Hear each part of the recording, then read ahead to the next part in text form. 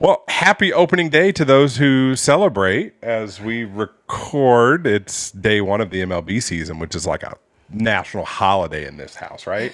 Right. Except you don't care that much. I really don't care. As you can tell, I'm a Cubs fan. Cubs have already lost today.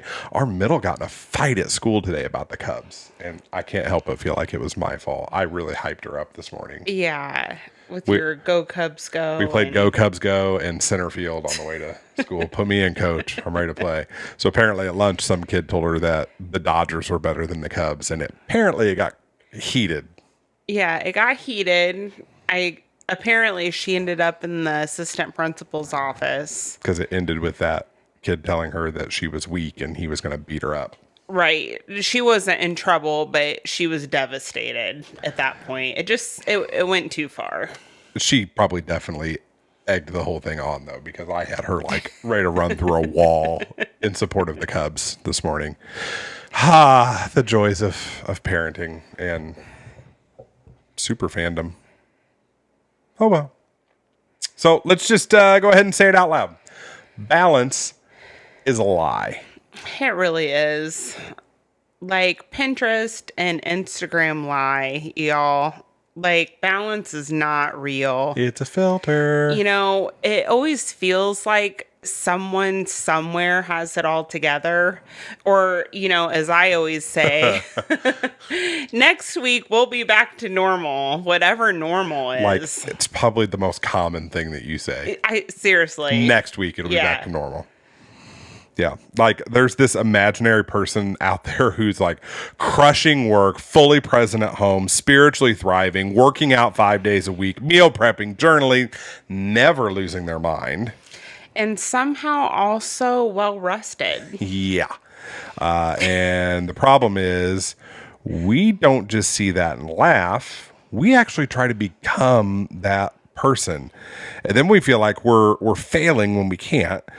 So today on Holy Chaos, we're going to talk about exhaustion, overwhelm, and why chasing balance might actually be making it worse. Welcome to Holy Chaos.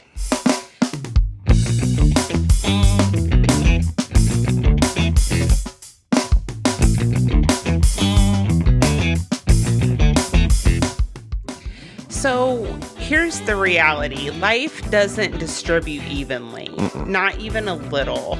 Life comes in seasons. There are weeks where work dominates everything, weeks where the kids need everything, weeks where something breaks, someone's not okay, someone gets sick, you know, everything stacks up at once. And in some weeks, all of those things happen at once. Yes.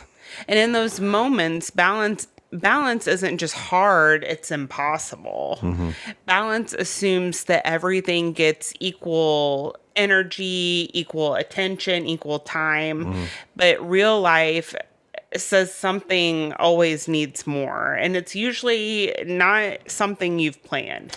Yeah. Like there's seasons to it. I think in terms of like ministry seasons, because that's my frame of reference, like Easter season like we're in now, Christmas season, those are not balanced seasons. No. When it comes to my job. Like Holy Week starts next week. Or we call it Holy Hell Week. It is not a balanced week. It's not a balanced week. In a pastoral household. Like by the time we get to Easter Sunday, you want to peek into a pastoral family's house. By the time we get to Easter Sunday, he might be risen. I'm going to be passed out on the couch by the time it's over. And it's not just my life. There's parenting seasons, school events, sports, sickness, and it just comes in waves. And I think part of the problem is we keep expecting life to feel stable when it's actually more of a moving target. Okay, so story time. Oh, boy. I had a really unbalanced moment this week. Just one? And it wasn't just a moment. It was basically my entire Tuesday morning. This is going to be good, I can tell. I was already behind in just trying to do everything at once. I'm getting dressed, feeding the cat, packing lunches, making sure my computer's in my backpack, making sure the kids were up and getting dressed for school, brewing coffee to go, checking my phone. All right, we get it. Yeah. So I'm rushing out the door, like juggling all this stuff, backpack, lunchbox, water bottle, hot coffee, and balancing around Evie, trying to get her in the car, while simultaneously getting my shoes on and trying not to fall on the mountain of shoes in front of our garage door. So I got in the car and drove off to work thinking, okay, like we're in the car, like we made it. Then I got to work, I walked in, and honestly, most of the morning went by before I finally looked at my feet. 2 completely different shoes. You did not. I did. How I got through half the day without noticing, I'll never know. It's like my brain just like gave up halfway through getting ready and just said, I guess that's good enough. No. I just stood there for a second and stared, equal parts exhausted and amused, realizing that this was the most accurate representation of my week, trying to keep everything together, but clearly a little off balance. Honestly, it was just one of those moments where all you can do is laugh and keep going. Mismatched shoes and all. I can't believe you did that. I know. Further illustrating that balance and preparation doesn't matter. You forgot to lock the door to our recording room, and our cat's in here right now. Way to go. So here's where this all gets dangerous. Chasing balance doesn't just fail. It actually forms something in us. It creates this constant low-grade guilt. You're at work thinking, I should be at home more. You're at home thinking, I should be getting more work done. So when you're constantly chasing balance, you're never fully where you are. Right. And you're always behind in your head. Or like I start feeling like I'm not enough. Which brings us to our next kind of recommendation from Holy Chaos. We've both read a book called Emotionally Healthy Spirituality by a pastor named Pete Scazzaro. And I think I came upon this book first. You did. And then like subtly left it around places for you to read. It's been a life-changing book for both of us. He writes this book out of his own experience of not being formed in emotional maturity. And says it is impossible to be a mature follower of Jesus if you're an emotional infant. While remaining emotionally immature. He says it kinder than that. Like he writes from a place where everything was going great in the church that he was pastoring, except he wasn't great. Mm-hmm. Like something felt off. His marriage was kind of a wreck. Even though things were going well at the church, he didn't really like the people that he was serving. And he had this realization that he was an emotional infant. So we both read that book. It's one of the top books that I recommend to people. I've taught the course several times, and we're going to be referencing that book a lot throughout this episode, and frankly, probably many episodes in the future. And we're not on Pete's payroll or anything like that. It's just a book that we feel like every single person, particularly every single follower of Jesus, needs to read. I think our biggest disclaimer in it is that this book will challenge you to your very core. So make sure you're ready to handle it. Mm-hmm. Make sure you're ready to handle the heaviness of it. Like I got in, see the cat's attacking me now. This is what happens. Sorry.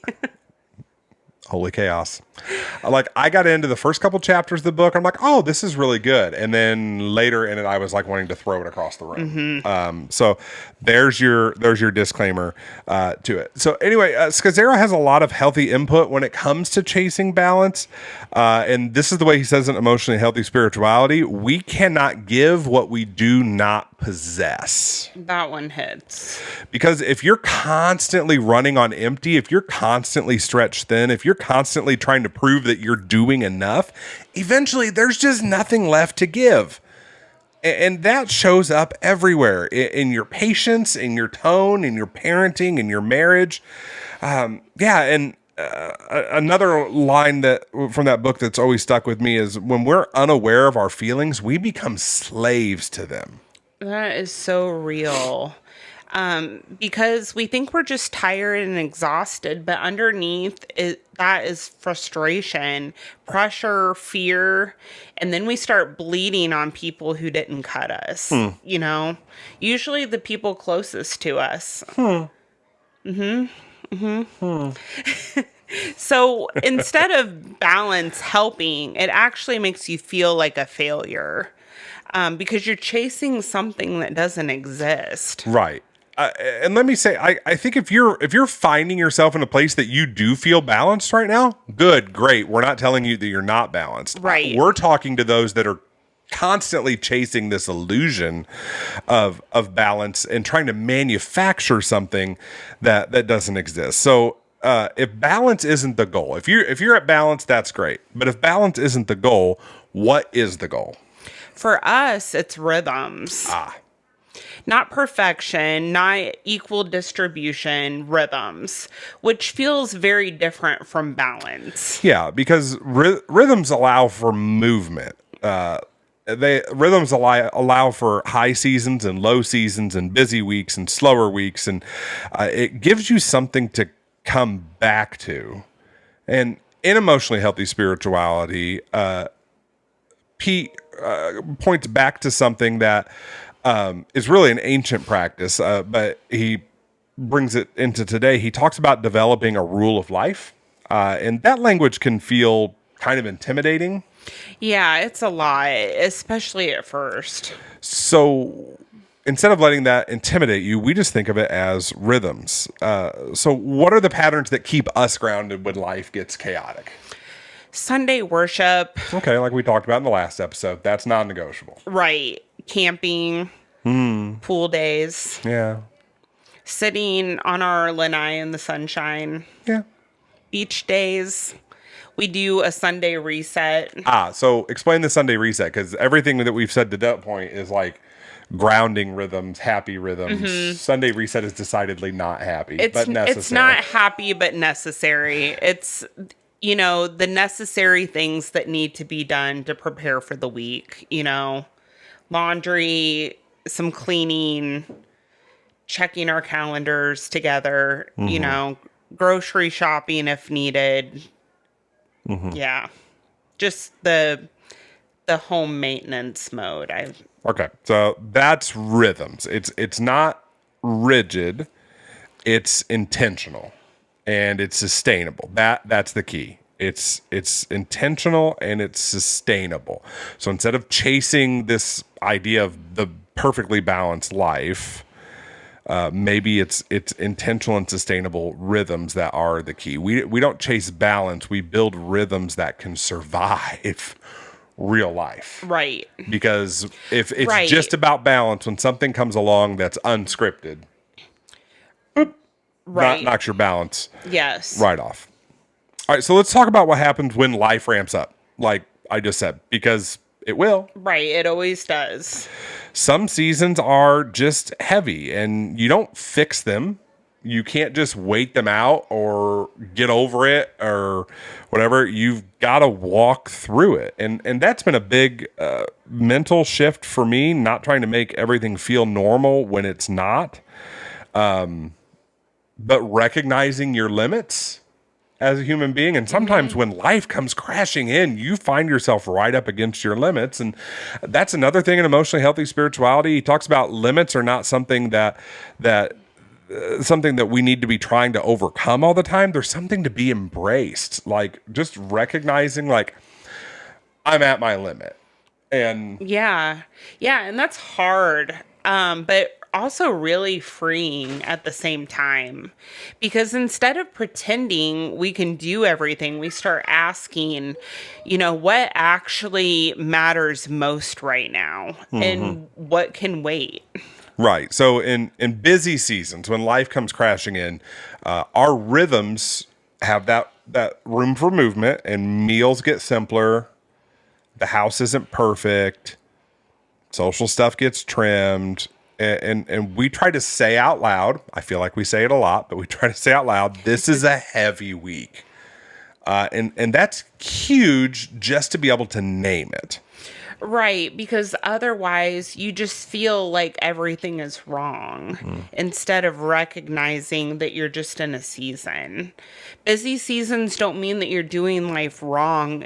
They just mean you're in a season. That John Chris joke about, I'm in a season. I know. I was literally thinking about that when we wrote this I'm in a episode. season. I'm in a season. But sometimes you are in a season. So let's get super practical. These are small, practical, emotional health rhythms. They're very small, but they matter. And the first one is a daily check-in. I'm talking 2 minutes. That's it. That can be done with your spouse, with a trusted friend, or can even just be done with yourself. Like 2 minutes. What am I feeling right now? What do I need? Like acknowledge what I'm feeling, acknowledge what I need. And that is straight out of the concepts in emotionally healthy spirituality. Awareness before action. Number 2, a weekly reset. We try to look at the week ahead and just ask, where are the pressure points and get ahead of it emotionally and see, where some give and take needs to happen. Right. And that's different from what we talked about with the Sunday reset of like cleaning the house and stuff. This is an intentional rhythm just to say like, we'll like get our calendar out and see what are the kind of the tense points of our week coming up. Like where are like, I like doing the cooking. That shocks a lot of people that as the husband, I do most of the cooking. I find it therapeutic, but there are times that my week flexes. So it's better for you to know in advance, like where you're going to have to step more into that, or like it's easier for me to pull away from my job to do doctor's appointments and stuff. Right. Like than for you to have that flexibility. But so that can work. We just need to know where it's at and get ahead of it emotionally and, and see where some things need adjusted. Right. Related to that, number 3, name your limits. You are not infinite. You are not always available. And you are not emotionally bottomless. And that's not failure. That's just reality. So we want to talk about like taking a Sabbath. Sabbath light, if you will. A Sabbath light. And, if a full Sabbath, and I just want to say that when we say Sabbath, we just mean a day of rest. So if a full Sabbath, if an entire day of rest feels impossible, start smaller. I've definitely had to do that lately with the stage of motherhood I'm in. Taking an entire day was way too overwhelming. I'm a mom to 3, and although I can drop a lot for one day, I can't drop everything. So 2 to 3 hours where you're not producing anything, just resting. And I think for followers of Jesus, this is one of the most overlooked rhythms that God has given us. It's woven into the very front part of scriptures in Genesis that the Lord rested. And then it's something that we still see playing out, even through to the New Testament and into the early church. That it's not about a rigid, like, I'm going to stop and I can't do anything. It's just about ceasing from your normal routine and taking delight in God and experiencing gratitude for what you have. Rich Villodas is a pastor in New York, and he says that the beauty of Sabbath is that we intentionally accomplish nothing and God still loves us. Like we're so trained to be producing all the time, and I've got to do this and do that, and it puts us in the spot where we feel like we have to earn everything, and unfortunately, we feel like we have to earn God's attention and approval and affection as well. The beauty of Sabbath is we do nothing, and God still loves us. A way Scazzaro talks about is that Sabbath is a gift that God gives to us. It's a way to enter into God's rest. And the problem is most of us don't even know how to stop. So I think the advice that you've given folks listening, is really a good spot. Take Sabbath where you can to disrupt the routine and life crashing, and just exist. I just led a Practicing the Way course recently, and one of the things was a challenge to do a 24-hour Sabbath, and a lot of people struggled with that to find that. And someone came to class the week after, and they were like, "I got an hour. Does that count? Like, you broke up your routine and did nothing for an hour and just delighted in God's presence." Yeah, I think that counts. Yeah. I think definitely. that counts, and that's a good thing. All right, number 5. Grace, language, and marriage. Boom. This one's big. Instead of like, why are you so pissy? Or Why are you so stressed right now? yeah, maybe try like, hey, what's heavy for you right now? Or my favorite question that I learned from one of my favorite podcasters, John Deloney. Oh, John. Is how can I love you today? Instead of guessing, you ask, which makes it intentional and tailored to what the other person actually needs in that moment. These questions alone can change the entire tone. Yeah, and I'd say, like, I'm the internal processor, and it can feel overwhelming to me when you're like, why are you shut down? Why are you so stressed out? Whatever. And the shift I've noticed is you saying, what do you need? And if what I need is to be left alone and think about something, you're more than willing to give that. But it's let me know that you're available. It makes you feel like you've offered, and it's just offered grace all around. Right. Yeah. So all these episodes are short. These are all just meant to be primers that stimulate conversations in your relationship, in your marriage, in your parenting. And a lot of it, we say this a lot, but it comes back to this idea that if you're feeling exhausted or overwhelmed, like you're failing at everything, You're not. You're not broken. You're probably just trying to live a balanced life that doesn't exist, and it's wearing you out. So maybe this week, after a 30-minute little primer with Larry and Brittany on Holy Chaos, you stop chasing balance and try to start building some rhythms. That's all we're aiming for here. So thanks for listening to Holy Chaos. If this episode helped you, share it with someone else who feels overwhelmed right now.